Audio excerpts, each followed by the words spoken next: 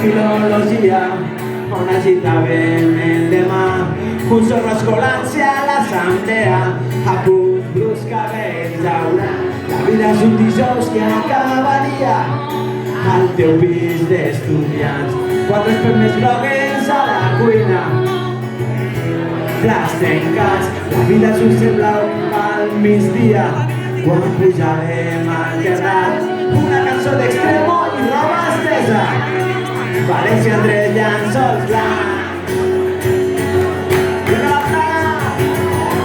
La vida està que just tornar a riure, cridar al vent, sentir-nos lliures. La vida és desitjar tornar a néixer, córrer tot sol, sentir-te créixer. La vida és fer tallar les cares i una llàgrima ensenyar les galtes. La vida és entendre que aprendre a viure. La vida sense tu.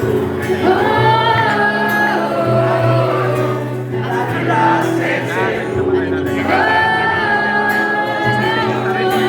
La vida sense tu.